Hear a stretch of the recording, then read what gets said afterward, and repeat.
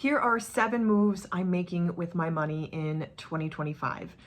I'm calling this the year of getting back to basics. So spoiler alert, nothing on this list is new or groundbreaking or different.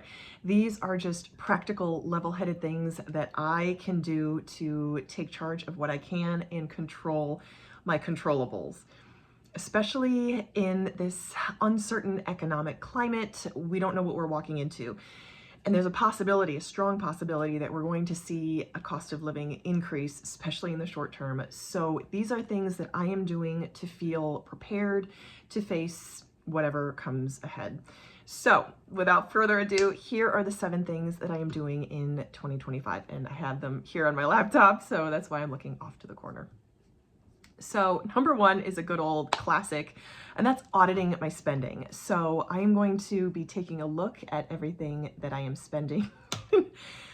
And I gotta admit, I have lost track of this habit. So when I first started my journey to financial awareness, I was tracking every single dollar every single day.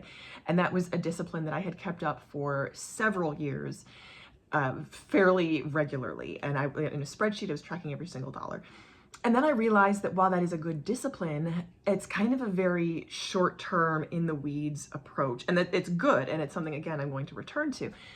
I also found, though, that I can get that same information with a lot less effort and a lot more accuracy just from looking at my bank statements. And if I take something out in cash, that's the only thing I really have to write down, make sure that I only spend it on certain dedicated categories, which for me are things like gas and then like food. So I take out a certain amount of cash, and that's all I have to spend for those 2 categories. So returning back to that discipline is going to be a key component of my approach for 2025. And that's just to make sure that I know what is happening today and I'm holding myself accountable. So I have been reconciling what I think I spend with what I actually spend in my bank account. And for things, again, like food and groceries, I can look, if I buy with my debit card, I can just look at my bank account and it will give me a breakdown of my spending. I'm like, oh, that's really handy. So I'm going to be doing that, and I'm going to be reconciling at the end of every month. The second item is returning to a written budget. And again, this is something that felt kind of micro and not super effective, but it is a key and necessary component of any good financial plan. So I kind of got away from this because what I wanted to spend and what I actually ended up spending ended up not being the same thing. So coming back to this idea of, okay, what is my income now? And then how do I plan to spend it? And then how did I actually spend it? And how can I adjust? Again, that awareness is going to be tremendously valuable. And I feel like for me, it's time to return to that so I know exactly what my percentages are. For example, I had some recurring expenses that are no longer recurring, which is wonderful. So I have extra money to play with there, and I want to make sure that I'm allocating that in the correct way. And right now it's only like $150, but that adds up so quickly over time. And I know that if I am not intentional and purposeful with that money now, it's just gonna go away and I won't have any idea where it goes. So that is something, again, with a written budget that I'm going to make a point to do. It's also a good idea, because all of my bills are automated, to check that amount that's coming out. Like I just saw, for example, a phone bill that I pay went up by $20 from the last time I looked at it, which was 2 years ago. And I'm like, wait a minute, $20 over the course of a year is, it might not seem like a ton, but it's like, it adds up. So that's something that I'm going to be digging into, which is something else. It's like, I've done that before, where you call and you ask for a new deal or somewhere they can lower it. I've done that with credit card interest rates. It doesn't always work, and it can be demoralizing when it doesn't work, but when it does work, it saves you money and it's worth the effort. The worst they can say is no. So number 3 is to save cash. So we live in a very high cost of living. My family and I live in a very high cost of living area, and we are working on a moderate salary. My salary is moderate, and our expenses are very high. So we do not operate with a tremendous amount of margin, so we don't have a huge amount to be stacking cash. However, that is certainly something that we are going to prioritize over other expenses. And where this really comes out, I come back to the idea of food, because that's one of the 3 biggest expenses that people spend on, aside from their fixed expenses. Food is a huge one, and instead of eating out, for example, we'll put something, I'll put together a simpler dinner. I just did that recently where we were all set till I had my like finger on the Grubhub buy now button. And I'm like, you know what? No, I have dinner in the fridge. I'm going to make it.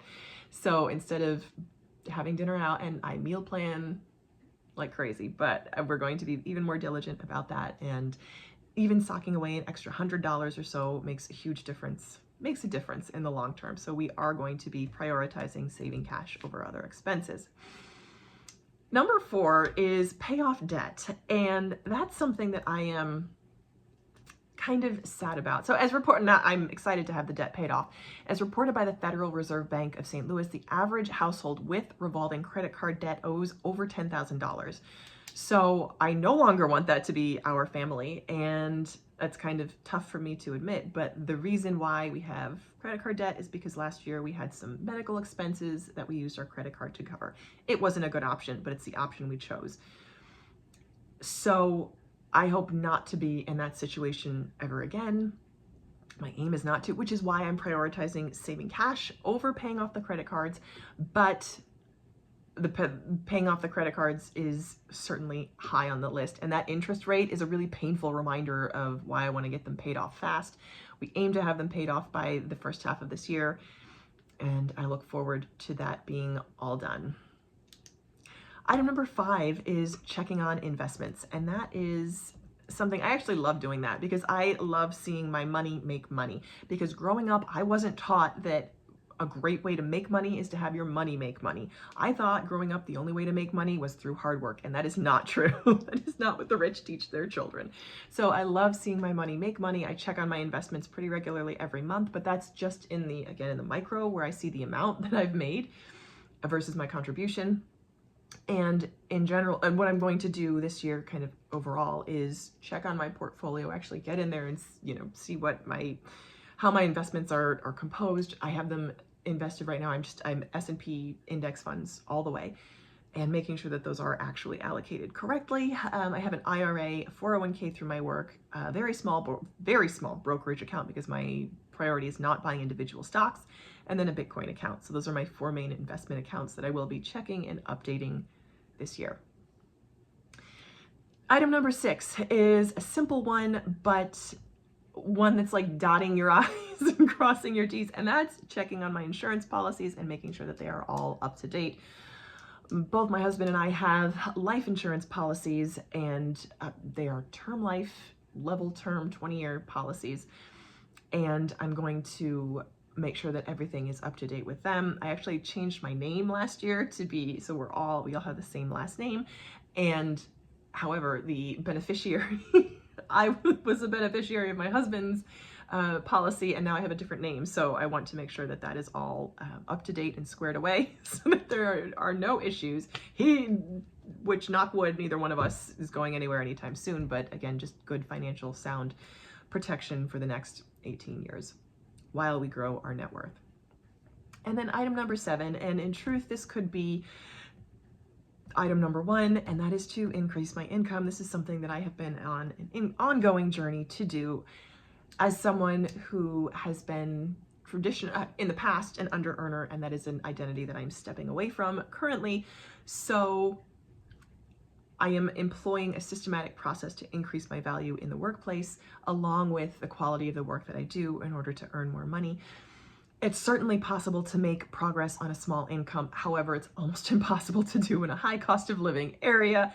So again, this is something that I am on a quest to do, which it has certainly not been fast progress, but I have made progress, which is encouraging. And I think that it's sort of a testament to just small incremental actions, just showing up, just dealing with the problems that I face each and every day and not running away from them. And that's sort of the message of my journey so far, is that small incremental actions add up, and that's what I aim to keep doing. So thank you so much for watching this far. If you've gotten this far, drop me an emoji in the comments below. And let me know what you're doing with your money in 2025. I love hearing from you, and I love seeing your emojis. Thank you so much. And thank you for watching. I hope you'll keep watching.